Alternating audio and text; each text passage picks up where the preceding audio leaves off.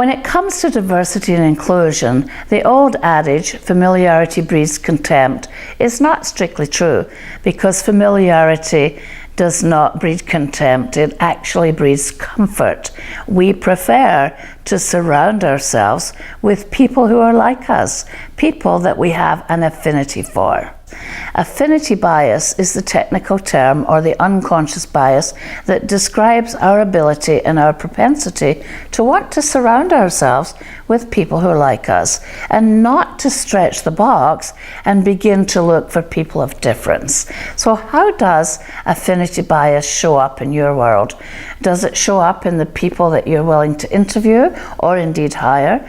Does it show up in the people that you give important projects to? Does it show up in the people that you choose to have lunch with or play golf with or go bowling with? Does it show up in subtle ways?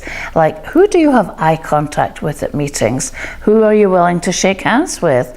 Whose voice do you hear as credible? And who do you not even notice? Because quite often there are people within our sphere of influence, people who attend our meetings, who we pay very little attention to. And when they speak, we metaphorically roll our eyes, close our ears and stop listening, because we don't have an affinity with that person. Now, this is one of the permeable forces of the journey towards an inclusive work environment. There are 4. Affinity bias is the first one, and I'll talk about the other 3 in future videos. Affinity bias is never going to go away. I don't know anyone that says, Helen, I like to go to work to surround myself with people I'm not comfortable with.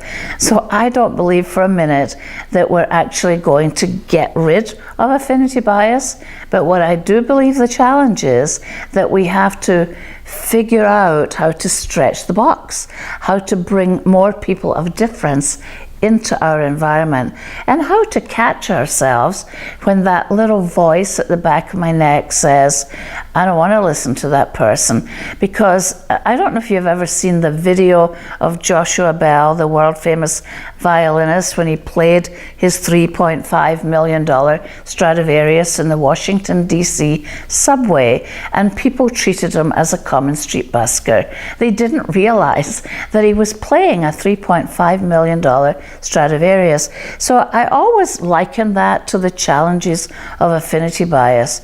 Not so much the people you include, but what if the person you're excluding or didn't hire is the person that has the $3.5 million idea for your company? So we have to be able to challenge our affinity bias, and not challenge it in a way that makes it diminish, but challenge it in a way that says, who else can I invite in to my environment? How open is my mind and heart to differences? Can I catch my stereotypes?